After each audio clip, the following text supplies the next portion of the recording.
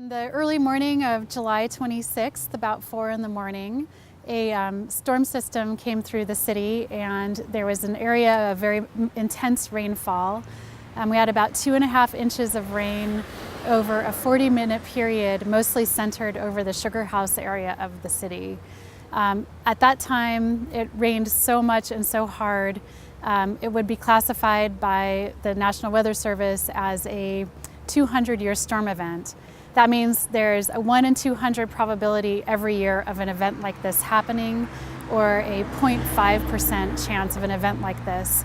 As such, it overwhelmed the storm drain and street system of the city for a period of time. Some residents were getting help from the fire department in terms of just placing pumps in their basements.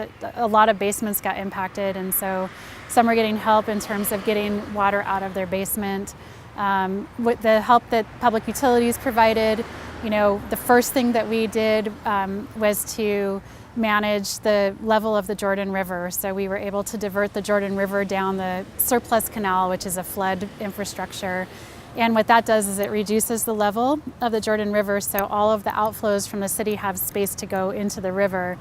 And then we also looked at debris, we looked at storm drains, making sure that inlets were cleared.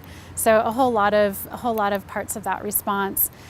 We also had some of our crews respond directly to each of the homeowners that called us, so that we can evaluate, whether there was anything we needed to do with the drainage system at that particular location, and also get a sense of what kind of damage was at that location.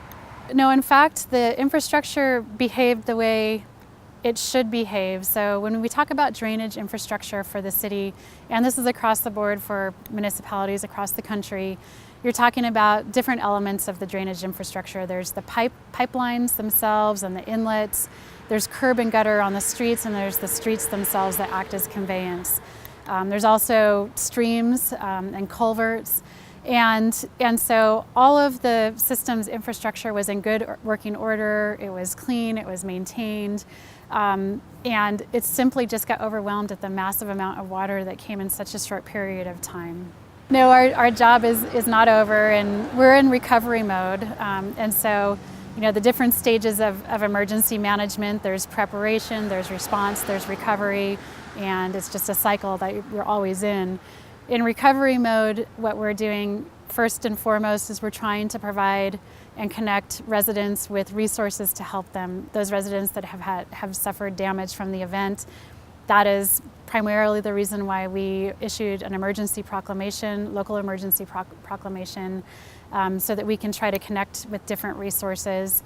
We're evaluating whether there's a potential for a city low-interest loan program.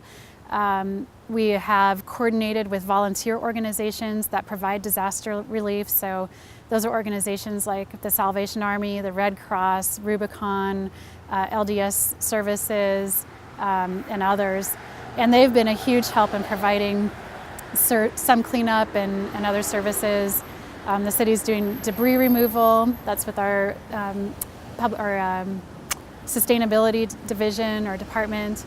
Public Utilities is continuing to make sure that our storm drain system is operational. We're in repair mode. We had a number of storm drain manholes get blown off. Big manhole holes that were bolted into the street were just blown off the street by the force of the water. There's street repair that's occurring. So there's a lot that's still happening, and a lot that still needs to be done in order to recover.